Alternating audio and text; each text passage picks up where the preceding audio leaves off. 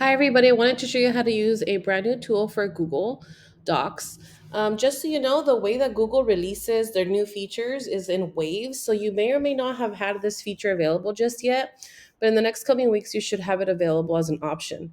This option is called a drop-down menu, and I wanted to show you a few different ways that you could possibly use it.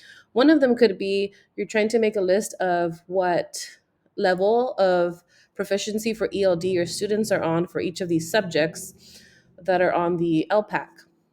So let's say student one for reading, I need to write down where they're at.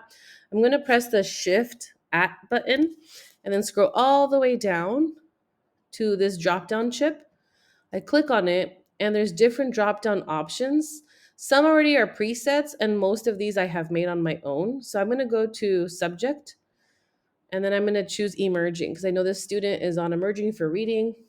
And then I'm going to do the same here for writing at, and then scroll all the way down, drop down, and I know that this student is still on the emerging.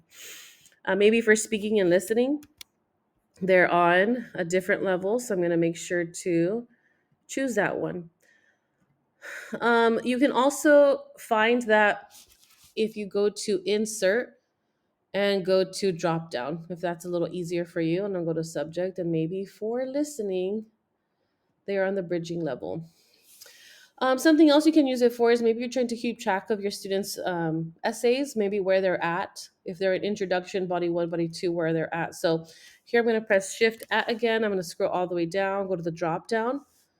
And for project status, maybe I'm going to put completed. For their body one, maybe they're um, maybe they have not started or they're in progress. And then these are not started. So again, there's different ways that you can get there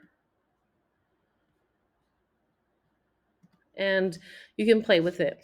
You can also do like stations, like if you have, I'm going to show you how to create them so when they're not preset.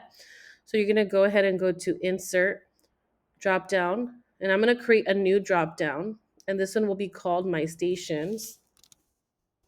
And maybe here it's I ready. I'm going to make that one red. And here it's the teacher station. I'll make that one purple. And then here it's the writing lab. And then option four could be or maybe you only have three. So I'm going to delete this one to show you how to do that. You can also shift these around and go up and down if you don't like the order of that. And you can also add a new option. So let's keep these three. So here I can say, you know what, student one, you're going to go through these rotations. I'm going to go ahead and select my drop down. So here's my stations. They're going to go on the writing lab first. And then they're going to I ready. And then they're going to go to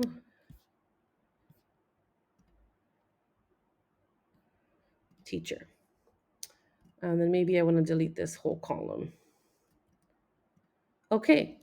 Another thing you could do is if you're planning something, you can talk about or you can organize your progress on some of the details that you've been working on for a project. So maybe you had to order the decorations, call a caterer, create invites, deliver the invites. You can again go to the drop down chip. This one's great for project status. You can even edit what presets you already have or ones you've made. And you can do it that way. Something else that I thought of for the upper grades would be if you have multiple periods and maybe you want to have the students write down where their first, second, third period teacher are, or maybe what period they're in for a certain period of the day so that you can know how to find them. Anyway, the possibilities are endless. I just wanted to show you this quick new tool. Hopefully, it was helpful and that it serves some useful purpose for you in the future. Thank you. Take care.